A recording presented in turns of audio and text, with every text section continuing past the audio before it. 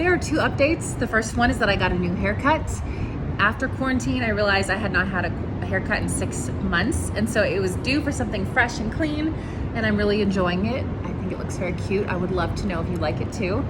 But the other thing is that for the past 5 years, as you know, I have been running a packaging company. So if you follow me at all, if you're my friend, you know that I am obsessed with packaging and helping people to launch their products into stores or online commerce. And it's been the most incredible adventure.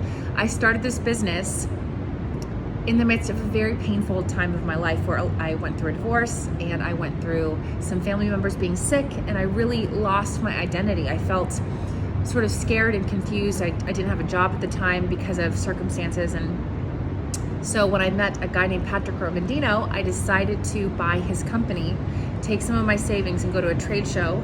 And I actually didn't decide to buy it right out the gate. I needed something. I was looking for a job or something to do that would give me meaning and purpose in my life. And so I met this guy at he was like a 76-year-old guy. He was a wonderful man. He had gone to USC, which is my alma mater, and he was selling his company to some guys he didn't really like. And so I convinced him, I was like, you should not sell it to them. You should sell it to me. And I don't know what got me so fired up to make an offer like that. I just think I needed something. I needed purpose. I needed vision. I needed some restoration of my self-confidence. So Patrick gave me the opportunity to borrow his samples, and I took some of my savings and I went to a trade show and I set up a booth and I pretended that I had bought this business. And the reason why I felt fine lying a little bit is that I figured if I did get an order, I would buy this company. And if I don't get an order, these people will never hear from me again, and it doesn't matter.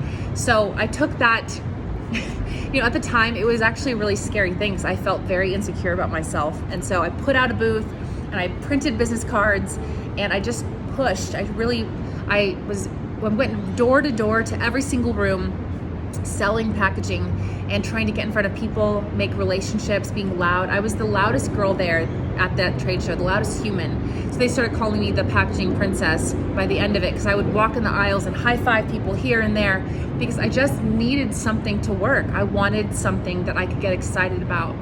And it felt so good because at the end of it, even though people would ask me questions I didn't know and I had to kind of fake it, or I had to write notes and email them back, it felt scary because I was doing something I didn't know how to do. It also felt amazing because I got an order. I got a $25,000 order at the end of that trade show. Like, they emailed me after the show had ended. They said, okay, great, what we talked about, we'll order. And it was the most amazing thing because it gave me so much purpose and something to be excited about, something that I owned. And I'm sharing that with you today because anybody out there who is in the midst of a transition or feeling confused about their future, I want to encourage you that reflecting back on those painful moments, I realized that you don't know when you're in the midst of a trial what will end up becoming a blessing in the long run. And you don't know what things are being forged or formed inside of you in the midst of that trial. Because trials give us opportunities to rise above them and to become the best version of ourselves and to stretch and to grow. In the past 5 years, I have launched multiple $1 million companies, and that includes Pearl Resourcing. Pearl Resourcing surpassed $1 million 2 years ago in total revenue. And when I did that, I was just like, I cannot believe I'm the kind of person who can run a $1 million business. And that was only one of the businesses that I ran that exceeded $1 million that year. There was other businesses that I owned that exceeded $1 million. So there's two, $1 million companies that I was able to launch. And granted, I was working my butt off. I was constantly learning new things and failing the entire time. There was a lot of failures that are embarrassing to talk about, and I will share them in another moment. But I just want to encourage people with that story because painful moments are oftentimes a pivot point where we grow, we become a better version of ourselves. And so I just want to encourage anyone who's in the midst of something right now that that's possible for you, and you don't know yet. What seems like a difficult moment or a challenge or a curse could become a blessing. So don't let it become a curse in your mind. Like, let it become an opportunity. Seek for something else that will help to draw you out of your opportunity, because that's what I found happened for me.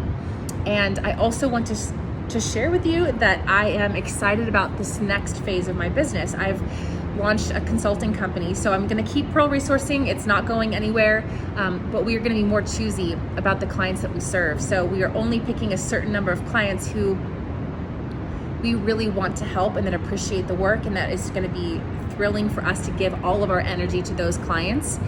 And in any additional time that I happen to have, which is not a lot, but I'm going to take on more consulting clients. And so I had last week I had a consulting session. It was the 11th out of 12 with a person who has owned a medical practice and with another partner, and they were entertaining basically an offer to sell their business. And so they had reached out for consulting for that reason, to build an offer, to prepare their business for sale, or to take on new partners, and to evaluate who those types of partners should be.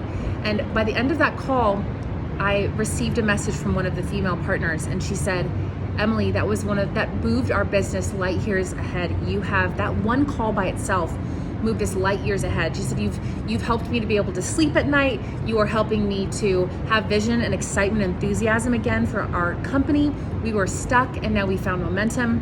And she said, just thank you. You're really good at what you do.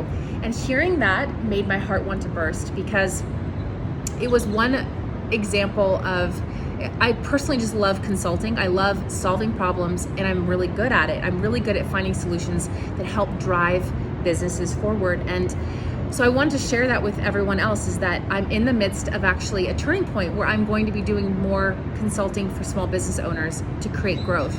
And it took me a long time to get here, where I felt the experiences that I had was proof enough to me that I was really good at what I did. And so it took 5 years of owning my own business, and it took 4 years of working in other businesses to realize what my greatest strengths and skill sets are. So that is a huge victory for me, to be able to give in that way, something that feeds my heart so tremendously, and to feel appreciated and to notice the results. It just makes me so excited. And I'm excited for them. I'm excited for the people who I've been working with in this new way, because it's very intimate. To get involved in someone's business is to get involved in their life. Our businesses reflect our inner strengths and weaknesses. And so to be able to be a part of walking with people who have already built incredible things but still want to get to a next level is the most humbling, exciting thing. I just love it. So I wanted to share that with you on a Friday, that I'm going through some exciting transitions that I'm contemplating and mulling over, and I'm just excited for the future. So I wanted to share that with you as my friends and the people who are involved in my life. And if you have any questions about that stuff, you're welcome to DM me. And I just am wishing you a wonderful, inspired weekend in your business, in your life. And I love ya.